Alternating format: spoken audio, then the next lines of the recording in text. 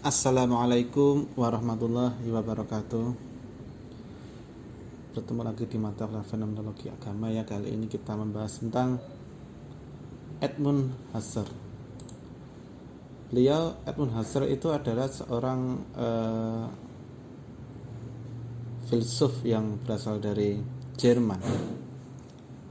Beliau itu lahir pada tahun 1859 dan meninggal pada tahun 1938. Beliau pada awalnya adalah seorang penganut Yahudi, keluarganya juga keluarga Yahudi. Namun karena kita tahu pada masa-masa itu banyak Holocaust itu adalah pembantaian Yahudi oleh kelompok Nazi. Husserl itu kemudian ganti agama menjadi seorang Kristen. Motif apa dia pindah agama Kristen saya kurang tahu, entah mungkin bisa karena menghindari Holocaust atau yang lainnya, tapi yang jelas basicnya keluarganya dia berasal dari keluarga Yahudi yang kemudian dia berubah menjadi penganut Kristen. Dia sendiri sebenarnya bidang keilmuannya adalah bidang matematika, aritmatika dan sebagainya. Kemudian dia menjadi filsuf. Mungkin sekilas kita merasa, kok 180 derajat dari orang yang belajar ilmu sains positif menjadi ilmu filsafat. Padahal ternyata ya filsafat matematika itu banyak kesamaannya, seperti itu. Bahkan penekanan teori fenomenologi yang didirikan oleh Husserl ini juga ada pengaruh-pengaruh dari matematika. Maka dia sering mencontohkan metode berpikirnya itu dengan pendekatan matematika, hitung-hitungan dan sebagainya. Jadi seperti itu. Seorang matematikawan yang kemudian menjadi seorang filsuf. Dia terinspirasi itu dari Brentano ya. Brentano sekilas sudah kita bahas kemarin Brentano, tapi lebih jelasnya tentang Franz Brentano ada di semester depan gitu ya, yang akan dibagi kelompoknya nanti. Kemudian dia juga menginspirasi banyak orang dengan pendekatan fenomenologinya seperti Heidegger, Sartre dan sebagainya. Dia itu seorang profesor juga, seorang profesor pintar, cerdas, sebagaimana banyak orang-orang Yahudi yang cerdas menjadi ilmuwan yang mencolok pada masa-masa itu. Masa-masa itu perkembangan pelembagaan ilmu pengetahuan banyak didominasi oleh orang-orang Yahudi, seperti itu. Nah, jadi Edmund Husserl ini ya bapak pendiri fenomenologi ya, bapak fenomenologi. Jadi kalau ditanya siapa pendiri fenomenologi ya jawabannya Edmund Husserl. Meskipun sebelum Edmund Husserl itu sudah ada cikal bakalnya seperti Brentano. Kemarin kita juga sudah bahas yang lain tentang Brentano, tapi pada prinsipnya yang disepakati secara formal Husserl lah yang mendirikan ilmu pendekatan fenomenologi. Kemudian kita masuk ke overview secara singkat tentang Husserl dan filosofi fenomenologinya.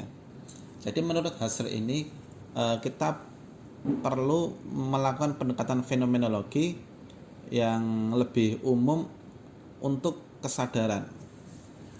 Jadi dia merasa bahwa ketika seseorang mengerjakan matematika seperti yang kita bahas sekilas kemarin, itu kan ketika seorang mengerjakan soal matematika itu kan ada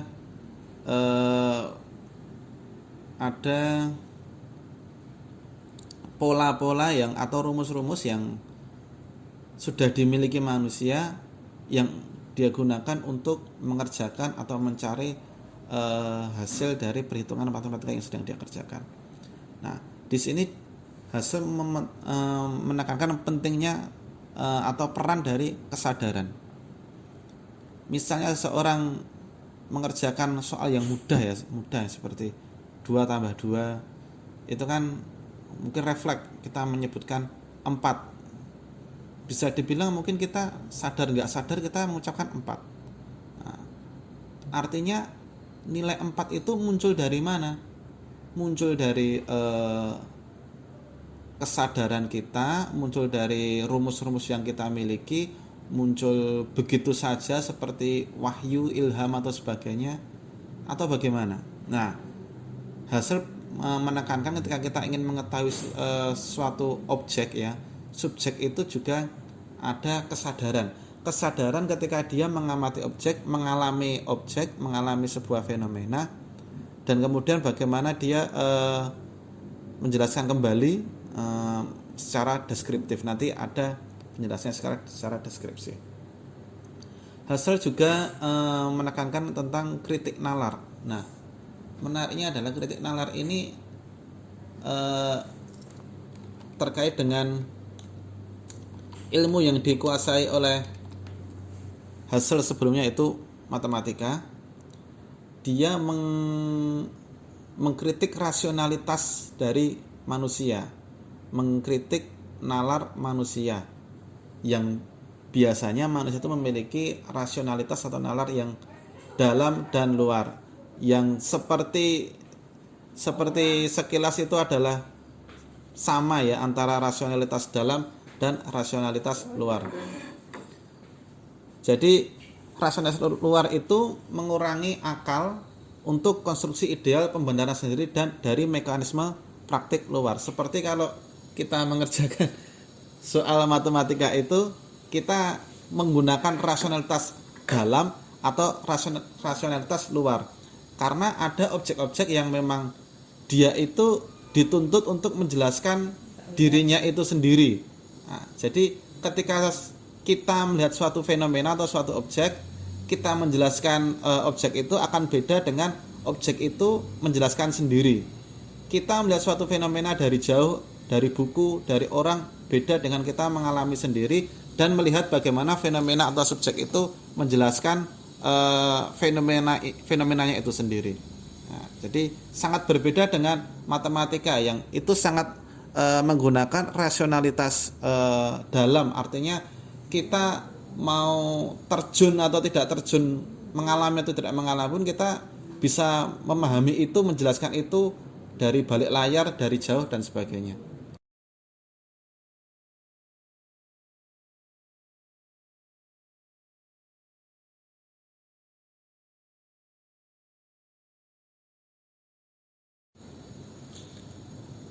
Ya, kemudian membahas tentang subjektivitas, Husserl juga menjelaskan tentang bahwa misteri subjektivitas. Maksudnya seperti apa? Seperti ini. Misalnya ketika ingin mengembangkan analisis fenomenologi tentang pengalaman estetis, jadi pengalaman estetis itu pengalaman tentang keindahan.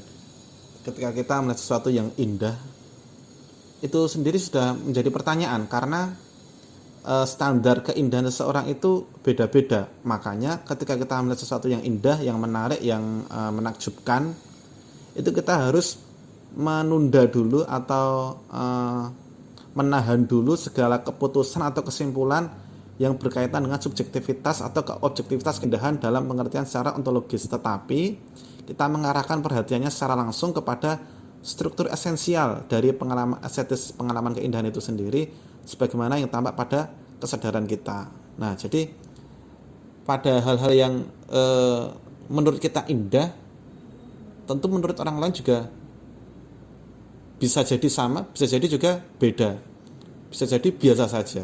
Kita melihat wanita cantik, menurut orang lain biasa aja. Kita melihat sesuatu yang menakjubkan, wah ini sesuatu yang luar biasa, yang hebat, menurut orang lain biasa. Atau sebaliknya, kita melihat sesuatu yang biasa, tapi menurut orang lain, wah ini menakjubkan, ini luar biasa. Maka sebagai ilmuwan yang menggunakan pendekatan fenomenologis, kalau melihat fenomena yang estetika seperti itu, kita menahan diri dulu untuk menyimpulkan secara subjektif maupun secara objektif sebelum kita mengalami langsung secara sadar. Lalu juga misalnya ketika kita melihat sebuah cangkir, kita melihat, kita menyimpulkan bahwa itu adalah cangkir kopi, padahal itu kosong. Nah, kemudian bisa jadi itu cangkirnya bukan buat kopi, tapi buat teh, atau bisa jadi bukan buat minum, tapi buat hiasan, atau bukan buat hiasan, tapi buat pot bunga atau yang lain, atau bisa jadi itu adalah warisan atau peninggalan nenek moyang dan sebagainya yang nggak boleh dipakai. Nah, maka ketika kita melihat satu perspektif saja itu sudah mereduksi makna dari cangkir itu sendiri. Nah, kita tidak bisa melihat cangkir itu secara menyeluruh dari semua perspektif, dari semua segi waktu. Nah, maka penting sekali melihat ini secara komprehensif untuk menjelaskan objek atau fenomena itu. Seperti tadi, sebuah cangkir mungkin zaman sekarang itu menjadi hiasan, tapi zaman dulu itu ya tempat minum biasa. Nah, itu beda konteks saja, beda waktu sudah beda makna, beda penjelasan. Nah, artinya seorang itu melihat itu tidak mungkin bisa melihat dari semua kemungkinan, dari semua perspektif, maka tidak bisa buru-buru menyimpulkan sebelum kita melakukan fenomenologi yang mendalam. Kemudian Husserl juga menjelaskan tentang epoke ya. Epoke itu adalah suatu syarat agar subjek atau agar seseorang itu yang sedang berefleksi atau sedang mengalami suatu realitas, suatu fenomena secara normal tanpa susah payah itu munculnya persepsi atau citra-citra dari intensional kesadaran dia. Nah, jadi kan salah satu prinsipnya Husserl ini adalah kita pendekatannya itu secara a priori. Priori itu artinya adalah ada sebelumnya itu sudah ada anggapan dulu. A itu artinya tidak. Jadi a priori, tidak ada anggapan sebelumnya dulu, tidak ada asumsi dulu sebelumnya. Nah, maka epoke ini ya sebagaimana epoke di pendekatan filsafat yang lainnya itu menahan proses refleksi diri kita yang mengalami atau mendapati realitas yang sedang kita hadapi. Nah, seperti itu. Nah, kemudian Husserl ini karena dia mencetuskan suatu pokok pemikiran yang orisinil, maka menjadi terabadikan namanya, karena dia berhasil menyilangkan antara dua pendekatan, yaitu naturalisme dan psikologisme. Naturalisme itu ya seperti ilmu-ilmu pasti yang tadi sudah dijelaskan, seperti ilmu sains, ilmu matematika dan sebagainya, di mana ilmu sains atau ilmu matematika atau ilmu yang pasti seperti itu juga punya kelemahan. Bukan berarti kalau ilmu pasti itu 100% benar, tidak. Saya ambil contoh simpel, misalnya rumus dari kecepatan itu adalah jarak dibagi waktu tempuh ya. Jarak dibagi waktu tempuh. Misalnya saya dari Semarang ke Jogja naik motor kecepatan 60 km per jam. Jaraknya sekitar 90-an kilometer. Waktu tempuhnya berapa? Nah, ini kalau kita hitung dengan matematika apakah pasti akurat? Tentu tidak. Kadang juga kita ngegasnya banter, kadang juga lambat, kadang juga berhenti, kadang lampu merah dan sebagainya. Nah, ini dalam ilmu sains tentu kelemahannya karena dia rumus-rumusnya itu terlalu mengeneralisir, sehingga realitas aslinya itu tidak bisa 100% tepat seperti yang diidealisasikan rumus itu sendiri. Tapi juga Husserl ini juga tidak mengambil psikologisme yang terlalu humanistik, yang terlalu menyerahkan objektivitas masing-masing setiap objek, setiap fenomena untuk bahwa semua objek itu ya sudahlah sendiri-sendiri saja, aku, kamu. Nah, seperti itu. Jadi antara psikologisme yang terlalu objektif sekali, terlalu humanistik sekali, tapi juga tidak seperti naturalisme yang priori sekali, yang hipotesis sekali, yang penuh anggapan sebelumnya, tapi fenomenologi ini mengambil irisan keduanya. Jadi kita melakukan pendekatan secara fenomenologi secara mendalam dengan mengalami suatu realitas itu, kemudian melakukan reduksi-reduksi sehingga kita bisa menjelaskan secara komprehensif, secara utuh, secara apa adanya as it is, seperti itu. Nah, maka Husserl ini sebenarnya pemikirannya berkembang.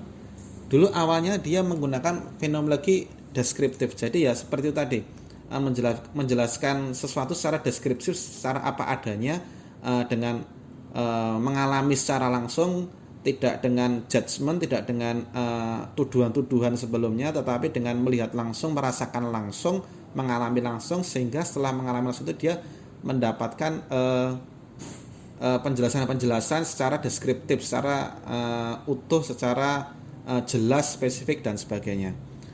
Nah, itu awalnya seperti itu Edmund Husserl. Kemudian dia mengembangkan pemikirannya itu ke transendentalisme. Jadi transendentalisme ini Husserl juga melihat pengaruhnya ide-ide transenden. Apa itu ide-ide transenden atau ego transenden?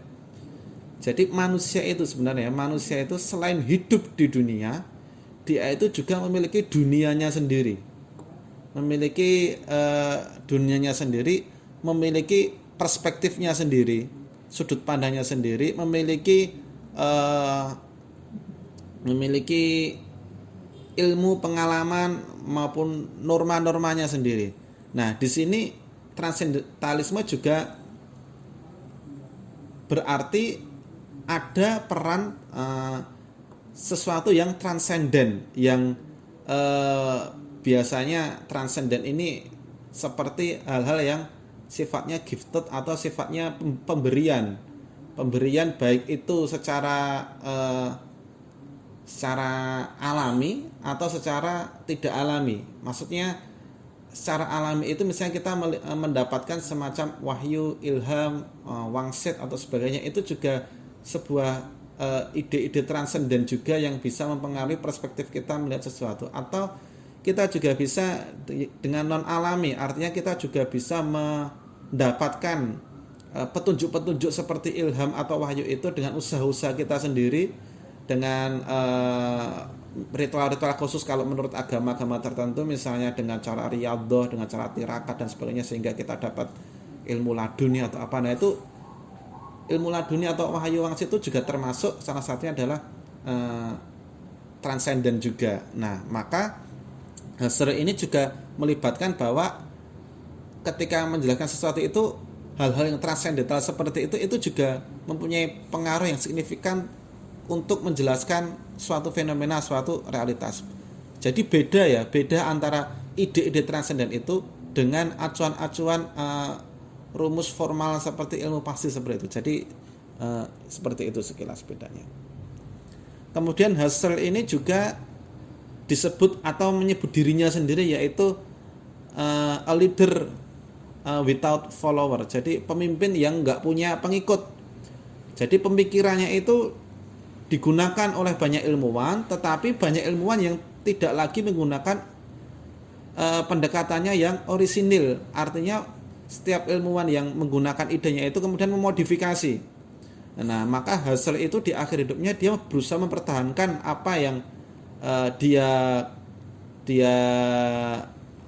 rumuskan dalam pendekatan fenomenologinya, supaya tidak tercampur atau terpengaruhi dengan atau berubah menjadi ilmu pengetahuan yang lain. Misalnya Husserl itu berusaha mempertahankan fenomenologinya itu dari versi Heidegger, karena Heidegger itu membawa fenomenologi ke arah antropologi. Ya, sekilas bisa kalian pelajari bedanya di mata kuliah antropologi. Dan juga berusaha mempertahankan keaslian fenomenologinya Husserl ini dari fenomenologi versi Scaler, karena versi Scaler ini lebih diarahkan ke filsafat. Nah, jadi Husserl itu merasa, loh, saya kok yang mencetuskan ilmunya saya, tapi kok tidak ada yang meneruskan pemikiran saya, menggunakan menggunakan ilmu-ilmu yang sudah saya terapkan, tapi malah mencuri ilmu saya, kemudian dimodif, kemudian diklaim atas nama sendiri. Kurang lebih seperti itu. Semoga bermanfaat. Assalamualaikum warahmatullahi wabarakatuh.